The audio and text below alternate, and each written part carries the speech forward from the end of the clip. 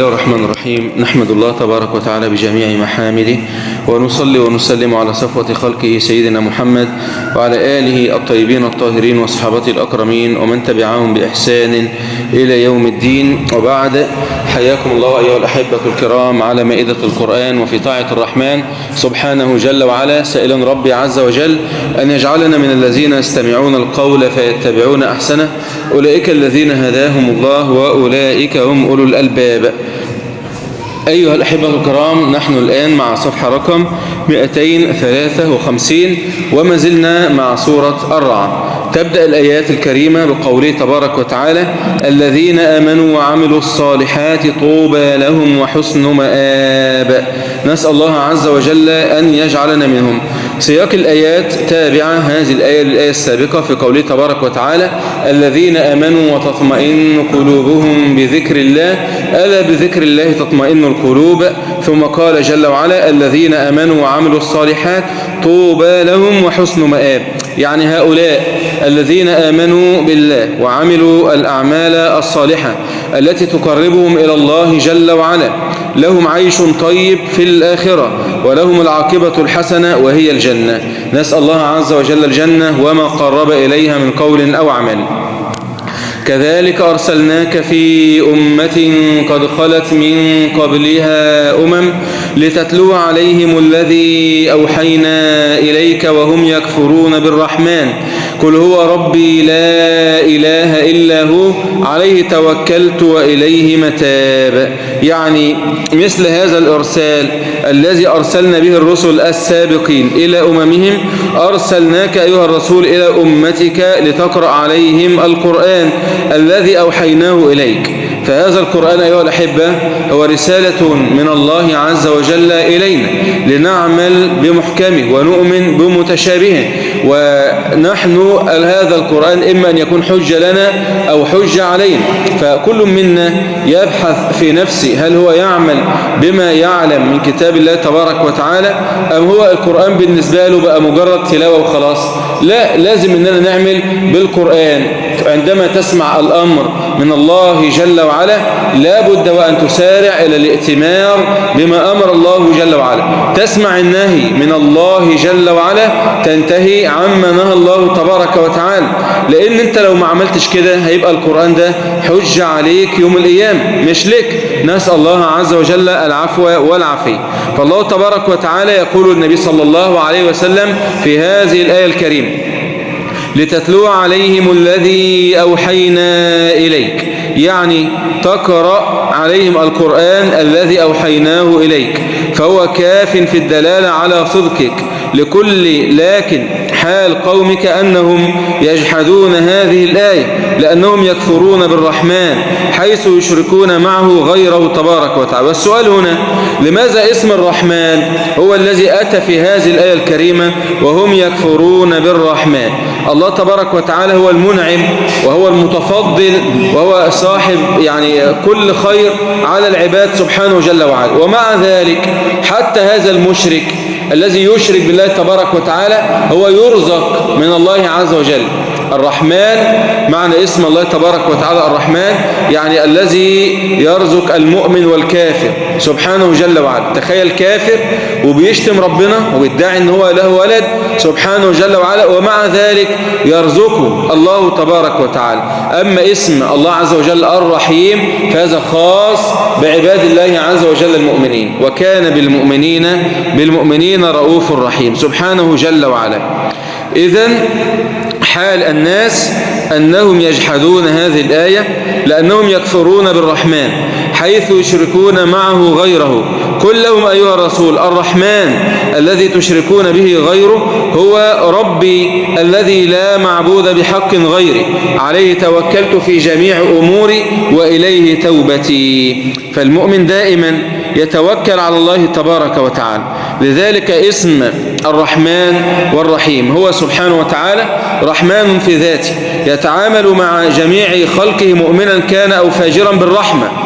أما رحمته الخاصة فهي رزق القلوب والهداية، فهي خاصة بالمؤمنين. رحمن ذو رحمة واسعة، رحيم ذو رحمة واصلة لعباده المؤمنين. كيف يوصل الله تبارك وتعالى الرحمة لعباده جل وعلا؟ بلطفه وبحكمته وبما لا ندركه من عظيم صفاته سبحانه جل وعلا. أنت أيها الحبيب لما توقن أن الله جل وعلا رحيم بك، وتوقن أن الله عز وجل يتعامل معك بالرحمة، يتحول عندك المنع إلى عطاء. منعك الشيء أنت تلح أن يأتيك الله تبارك وتعالى بهذا الشيء، لكن الله عز وجل يمنع عنك هذا الشيء. أنت عمال تلح وتدعي ونفسك أن ربنا يرزقك حاجة معينة، مال أو جاه أو ولد أو غيره أو كلام.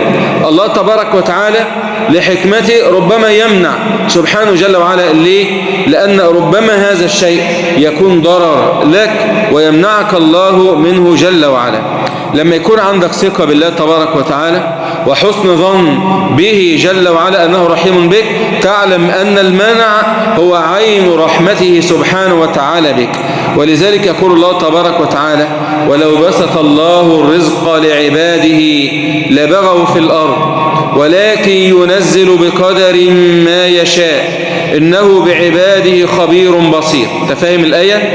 ولو بسط الله الرزق لعباده لبغوا في الأرض، إن الإنسان إذا يطغى أن رآه استغنى، ولكن ينزل بقدر. يعني إيه قدر؟ بسيط كده. ولكن ينزل بقدر ما يشاء سبحانه جل وعلا، بقدر ما يشاء إنه بعباده خبير بصير. ولكن ينزل بقدر ما يشاء. كذلك يتعلق اسمه تبارك وتعالى الرحيم باسمه اللطيف، واسمه تبارك وتعالى الحكيم، فهو سبحانه الذي يوصل إليك الرحمة في الشدة بطريق لا تشعر به، ومن حيث لا تحتسب، في ألطف وأجمل ما يكون بتدبيره وحكمته سبحانه وتعالى. تبص تلاقي يبقى فيه شيء هيصيبك، شيء معين، والله تبارك وتعالى منع عنك هذا الشيء بلطفه تبارك وتعالى. ممكن يبقى بينك وبين الموت يعني مقدار شعر، حاجة بسيطة خالص، وتلاقي ربنا بلطفه سبحانه وتعالى وبرحمته سبحانه جل وعلا يحجز عنك هذا الشيء. حصل انك انت في يوم من الايام مريت مثلا من على الطريق، بتعدي طريق ولا حاجة، ويدوب انت عديت طريق وفي عربية جاية وانت مش واخد بالك، قلت سبحان الله، ده انا لو كنت اتأخرت بس ثواني كان زمان العربية دي خبطتني دلوقتي. لكن ربنا بلطفه وبكرمه وبرحمته منع عنك سبحانه جل وعلا. بيتكرر هذا الموقف معنا ولا لا؟ بيتكرر في كل يوم وفي كل، يعني أظن ما فيش حد بيمر عليه موقف زي كده. سبحان الله. فهذا بلطف الله وبكرم الله وبرحمته بعباده جل وعلا. ولو أن قرآنا سيرت به الجبال أو قطعت به الأرض أو كلم به الموتى بل لله الأمر جميعا أفلم ييأس الذين آمنوا أن لو يشاء الله لهدى الناس جميعا ولا يزال الذين كفروا تصيبهم بما صنعوا قارعة أو تحل قريبا من دارهم حتى يأتي وعد الله إن الله لا يخلف الميعاد. ولو كان من صفات كتاب من الكتب الإلهية أن تزال به الجبال عن أماكنها أو تشقق به الأرض فتستحيل أنهارا وعيونا أو يقرأ على الموت فيصير أحياء، لكان هذا القرآن المنزل عليك أيها الرسول فهو واضح البرهان عظيم التأثير، لو أنهم كانوا أتقياء القلوب لكنهم جاحدون. بل لله تبارك وتعالى الأمر في إنزال المعجزات وغيرها. أفلم يعلم المؤمنون بالله أنه لو يشاء الله سبحانه وتعالى هداية الناس جميعا دون إنزال آيات لهداهم جميعا، لكنه لم يشأ ذلك. ولا يزال تبارك وتعالى الذين كفروا بالله تصيبهم بما عملوا من الكفر والمعاصي داهية قارعة شديدة تقرعهم أو تنزل تلك الداهية قريبا من دارهم حتى يأتي وعد الله بنزول العذاب المتصل. إن الله عز وجل لا يترك إنجاز ما وعد به إذا جاء وقت المحدد سبحانه جل وعلا. ولقد استهزئ برسل من قبلك ثم فأمليت للذين كفروا ثم أخذتهم فكيف كان عقاب. يعني المعنى لست أول رسول كذب به قومه وسخروا منه، فقد استهزأت من قبلك أيها الرسول برسلها وكذبوا بهم، فأمهلت الذين كفروا برسلهم حتى ظنوا أني غير مهلكهم، ثم أخذتهم بعد الإمهال بصنوف العذاب، فكيف رأيت عقابي لهم؟ لقد كان عقابا شديد. طبعا جميع الرسل والأنبياء السابقين الرسل أقوامهم كذبوا وسخروا منهم، يعني السخرية دي كان شيء يعني دائم مع جميع الأنبياء ومع جميع الرسل، والنبي صلى الله عليه وسلم يعني سخر منه صلى الله عليه وسلم واستهزئ به، فيكن له الأسوة في الأنبياء السابقين سبحانه جل وعلا. وكذلك أتباع الرسل. أنت دلوقتي لما تبدأ تحافظ على أوامر الله وتنتهي عما نهى الله جل وعلا وتبدأ تلتزم وتستقيم على طاعة الله عز وجل، تبص تلاقي اللي يبدأ يسخر منك واللي يبدأ يستهزئ بك. ليه؟ لأن أنت على طريق الصواب. لما تلاقي كده يبقى تحمد الله عز وجل أنك على طريق الأنبياء ويصيبك ما أصاب الأنبياء والمرسلين.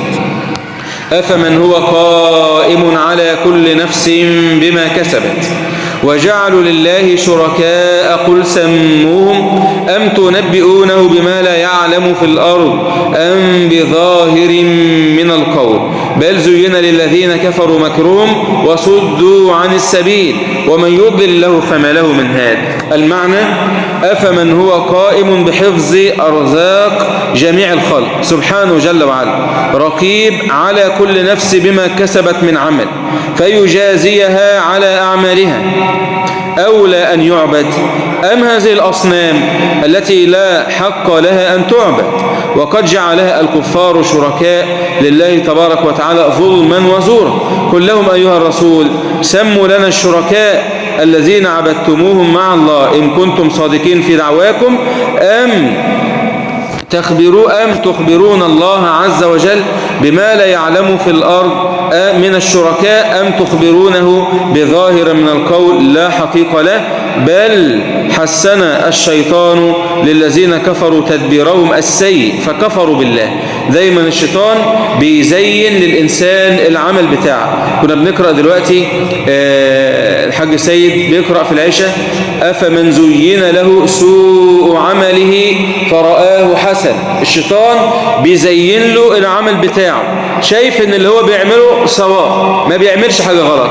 اللي هي متبرجة وبتظهر مفاتنها شايفة ان كده صح ولازم ان هي تتزين، واللي هو بيعمل حاجة غلط برضه يعني بياخد رشوة او بينصب على الناس او بيسرق او بياكل حرام او بيتاجر في مخدرات او اي حاجة حرام هو برضه الشيطان بيزين له العمل بتاعه. أفمن زين له سوء عمله فرآه حسنا. وهو نفس الكلام اللي قاله الهدهد لما سيدنا سليمان بحث عن الهدهد ولم يجد هذا الهدهد فقال إيه فمكث غير بعيد فقال أحطت بما لم تحط به وجئتك من سبأ بنبأ يقين إني وجدت امرأة تملكهم وأوتيت من كل شيء ولها عرش عظيم. بعدها إيه وجدتها وقومها يسجدون للشمس من دون الله كمل وزين لهم الشيطان أعمالهم فصدهم عن السبيل فهم لا يهتدون. الشيطان بيزين لك العمل بتاعك اوعى عشان انك انت نفسك من جواك والشيطان مزين لك العمل اللي انت بتعمله ان هو صح يبقى انت كده على صواب. لا، انما انت تقيس نفسك على ايه؟ على كتاب الله وعلى سنة النبي عليه الصلاة والسلام. فنحذر من هذا الأمر. يبقى الشيطان يحسن للذين كفروا تدبيرهم السيء فكفروا بالله وصرفهم عن سبيل الرشاد والهداية ومن يضلل الله عن سبيل الرشاد فليس له من هاد يهدي. وانظر إلى الجزاء من الله عز وجل لهم عذاب في الحياة الدنيا ولعذاب الآخرة أشق وما لهم من الله من واق. يعني لهم عذاب في الحياة الدنيا بما ينالهم من القتل القتل والأسر على أيدي المؤمنين، ولهم كذلك ضيق الصدر في الدنيا. ولذلك قال الله عز وجل: ومن أعرض عن ذكري فإن له معيشة ضنكا ونحشره يوم القيامة أعمى. قال: رب لم حشرتني أعمى وقد كنت بصيرا. قال: كذلك أتتك آياتنا فنسيتها وكذلك اليوم تنسى. ولذلك يا جماعة بنسمع دايما أكثر نسبة انتحار موجودة في الغرب، مع أنهم عندهم متاع الدنيا كل شيء ما شئت من الدنيا، الأموال وكل نعيم الدنيا وكل زينة الدنيا، ومع ذلك عندهم أكثر نسبة انتحار. ليه؟ لأن ما عندهمش غذاء الروح القرآن، ما عندهمش التوحيد لله تبارك وتعالى. لهم عذاب في الحياة الدنيا، يعني بما ينالهم من القتل والأسر وبسبب بعدهم عن الله جل وعلا وضيق الصدر، والعذاب الآخرة الذي ينتظرهم أشد عليهم وأثقل من عذاب الدنيا لما فيه من الشدة والدوام الذي لا ينقطع، وليس لهم مانع يحميهم من عذاب الله يوم القيامة. يبقى خلي بالك من الموضوع، خلي بالك كويس قوي. في عذاب في الدنيا، كل واحد بعيد عن ربنا تبارك وتعالى، كل واحد بعيد عن الوحيين القرآن والسنة يجد هذا العذاب ويجد هذا الضيق ويجد الأبواب تغلق. يعني كل ما يمشي باب يبص الباب اتقفل في وشه. ليه؟ عشان هو بعيد عن ربنا تبارك وتعالى. إن العبد لا يحرم الرزق بالذنب يصيب. تخيل رزق ربنا كاتبه لك وربنا فتح لك الباب ده، وبسبب ذنب انت عملته ربنا يمنع عنك الرزق ده ويقفل لك الباب ده. والرزق مش مسألة ان هو الاموال وخلاص، لا، خلي بالك، الاموال رزق، الابناء رزق، كل نعم ينعم الله تبارك وتعالى بها على العباد. الصحة رزق. ايه كمان اللي رزق؟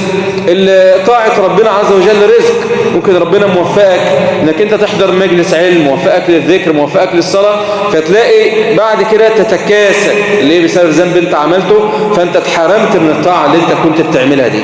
فنخلي بالنا كويس قوي من الموضوع ده. يبقى يستفاد من هذه الآيات الكريمة، يستفاد رقم 1 أن الأصل في كل كتاب منزل أنه جاء للهداية. ونحن طبعا نؤمن بجميع الكتب المنزلة. إيه هي الكتب المنزلة؟ مين يقول معايا؟ التوراة، الإنجيل، الزبور نزل على مين؟ سيدنا داود عليه السلام. صحف إبراهيم وموسى، والكتاب الخاتم إيه؟ القرآن الكريم. نحن نؤمن بجميع هذه الكتب. يبقى الأصل أن كل كتاب منزل أنه جاء للهداية وليس لاستنزال الآيات، فذاك أمر الله عز وجل تعالى يقدر متى شاء وكيف شاء. رقم 2 تسلية الله سبحانه وتعالى للنبي صلى الله عليه وسلم. الله تبارك وتعالى يبين للنبي صلى الله عليه وسلم ويقص عليه القصص في القرآن الكريم حتى يتأسى بالأنبياء السابقين، ويبين له أن دائما العاقبة في النهاية بتكون لمين؟ للمتقين. رقم 3 يصل الشيطان في إضلال بعض العباد إلى أن يزين لهم ما يعملونه من المعاصي والإفساد. يبقى المؤمن لا بد وأن يدرس مداخل الشيطان ويهتم جدا بهذا الأمر. هناك كتاب للإمام ابن القيم اسمه إغاثة اللهفان في مصائد الشيطان، عشان الشيطان ما يلبسش عليك ويزين لك العمل اللي انت بتعمله انك انت كده صح. او ممكن مش لازم شيطان الجن، ممكن شيطان الانس. تلاقي واحد بيجي وبيشجعك ويقول لك لا ده كله الناس بتعمل كده وده شيء صح وده والكلام ده، ويبعدك عن طاعة الله عز وجل.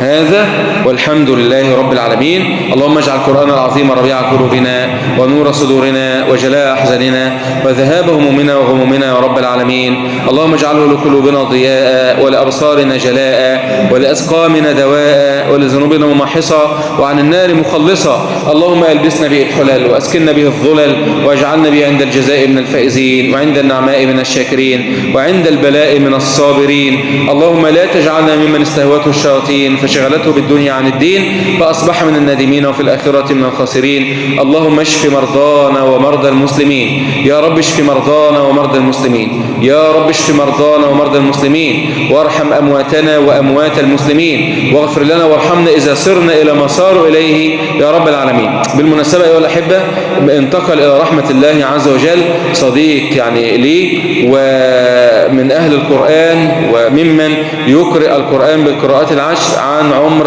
44 سنة. نسأل الله عز وجل أن يغفر له ويرحمه، وطبعا من بلد تانية، لكن نسأل الله عز وجل أن يغفر له ويرحمه. طبعا كان يعني دائما يتواصل معنا وسبحان الله، لكن هو هذا قدر الله تبارك وتعالى. فكل واحد منا يكون على هذا الاستعداد التام للقاء الله تبارك وتعالى بالإكثار من الأعمال الصالحة. ونسأل الله عز وجل لنا ولكم حسن الخاتمة. والسلام عليكم ورحمة الله وبركاته.